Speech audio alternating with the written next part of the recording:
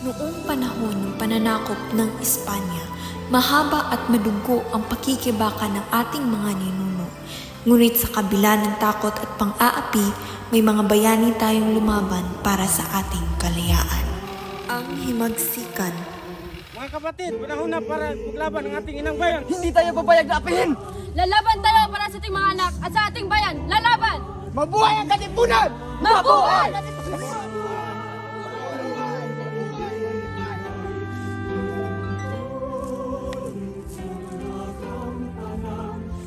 Hindi ninyo matatalo ang Espanya. Kami ang may kapangyarihan dito! Hindi na, kami ay lalaya. Supremo! Dumadami na ang mga bayaning lumalaban. Malapit na ang tagumpay.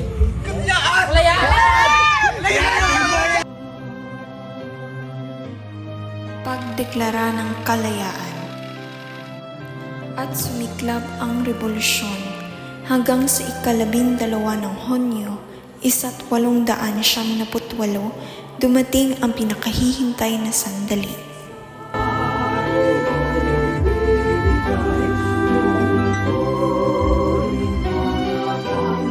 Ngayong araw, nideklara ko ang kalayaan ng Pilipinas. Mabuhay ang Pilipino! Mabuhay ang kalayaan!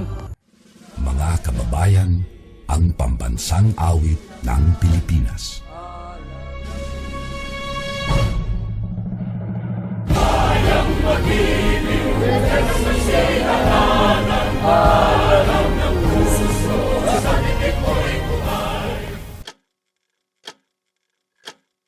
Paalala at pangarap. Ang kalayaan ay may kasamang responsibilidad, ingatan at pagyamanin natin ito.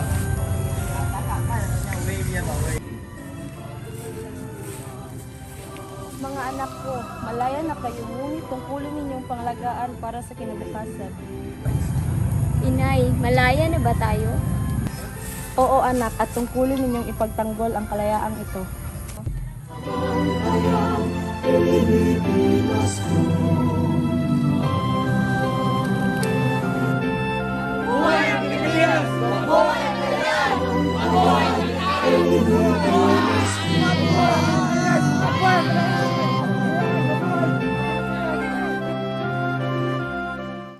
Ang ating kalayaan ay pamana ng dugo, pawis at sakripisyo ng ating mga bayani, naway manatili itong buhay sa ating puso at isipan.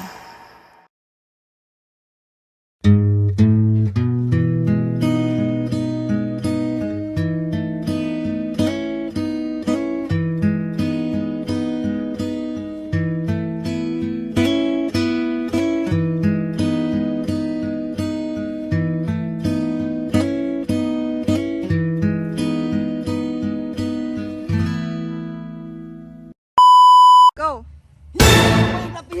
Lalaban tayo para sa ating anak! para sa... Mabuhay! Hindi ninyo matatalo ang Espanya. Kami ang mamay-ari dito! Kami ang nagmamay-ari dito!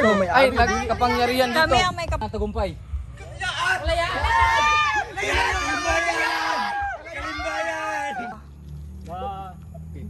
Alam ng puso, sa din mo'y buhay.